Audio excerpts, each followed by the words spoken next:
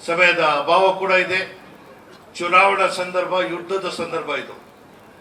ನಮಗೆ ಈ ಸಂದರ್ಭದಲ್ಲಿ ಜವಾಬ್ದಾರಿಯನ್ನು ಕೊಟ್ಟಿದ್ದಾರೆ. ಪಕ್ಷ ಕೊಟ್ಟಂತ ಈ ಜವಾಬ್ದಾರಿಯನ್ನ ನಾವು ನಮ್ಮ ಕಾರ್ಯಕ್ಷೇತ್ರದಲ್ಲಿ ಎಲ್ಲರ ಸಹಕಾರವನ್ನು ಪಡ್ಕೊಂಡು ನಾವು ಕೆಲಸ ಮಾಡಬೇಕಾಗಿದೆ. ಈ ಹಿಂದೆ ಕೂಡ ಕಾರ್ಯಾಧ್ಯಕ್ಷರಾಗಿ ಕೆಲಸ ಮಾಡಿದಂತಹ ಅನೇಕರು ಅವರು ಹಾಕಿರುವಂತಹ ಮಾರ್ಗದರ್ಶನ, ನಾವು 5 ಜನ ಹೊಸದಾಗಿ ನೇಮಕ ಆಗಿರುವಂತಹ ಕಾರ್ಯಾಧ್ಯಕ್ಷರು ಅದನ್ನು ಮುಂದುವರಿಸ್ತೇವೆ.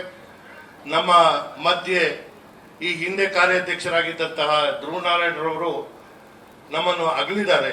ಅವರ ಆತ್ಮಕ್ಕೂ ಶಾಂತಿಯನ್ನು ಕೋರ್ತಾ ಆ ಜವಾಬ್ದಾರಿ ನನ್ನನ್ನು ಕೊಟ್ಟಿರೋದ್ರಿಂದ ಅಷ್ಟೇ ಜವಾಬ್ದಾರಿಯುತವಾಗಿ ನಾವು ಕೆಲಸ ಮಾಡಬೇಕಾಗುತ್ತೆ.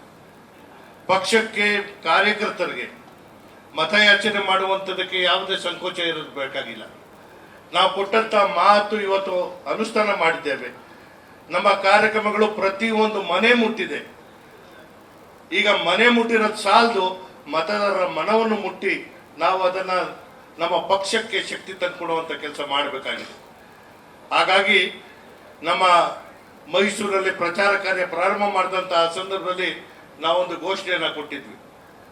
ನನ್ನ ಪಕ್ಷ, ನನ್ನ ಬೂತು, ನಾನೇ ಅಭ್ಯರ್ಥಿ. ಕಾಂಗ್ರೆಸ್ಗೆ ನಮಗೆ ಬೇರೆ ಇನ್ಯಾರು ಅಭ್ಯರ್ಥಿಗಳಲ್ಲ, ನಾವೇ ಅಭ್ಯರ್ಥಿಗಳು. ನಮ್ಮ ಕೆಲಸ ನಾವು ಮಾಡಿದಂತಹ ಸಂದರ್ಭದಲ್ಲಿ ಮತದಾರನ ಮತಗಟ್ಟೆಗೆ ಕರ್ಕೊಂಡು ಬರುವಂತ ಕೆಲಸ ಮಾಡೋಕ್ಕೆ ನಾವು ಸಾಧ್ಯ ಆಗುತ್ತೆ.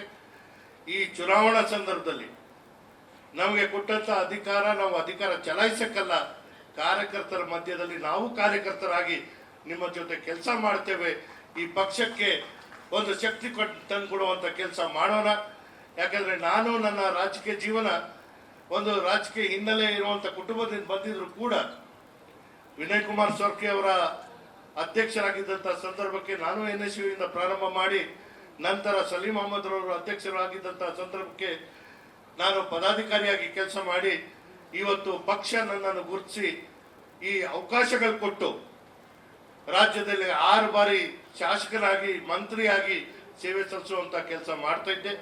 ಇವತ್ತು ಪಕ್ಷದ ಕೆಲಸ ಮಾಡುವಂಥದ್ದಕ್ಕೆ ನನಗೆ ಗೌರವ ಬಂದಿದೆ, ಒಂದು ಹೆಮ್ಮೆ ಬಂದಿದೆ ಅನ್ನೋ ಮಾತನ್ನ ನಾನು ಈ ಸಂದರ್ಭದಲ್ಲಿ ಹೇಳ್ತಾ, ಚುನಾವಣೆ ಇರೋದ್ರಿಂದ ನಾವು ಯಾವುದೇ ಭಿನ್ನಾಭಿಪ್ರಾಯ ಬೇಡ.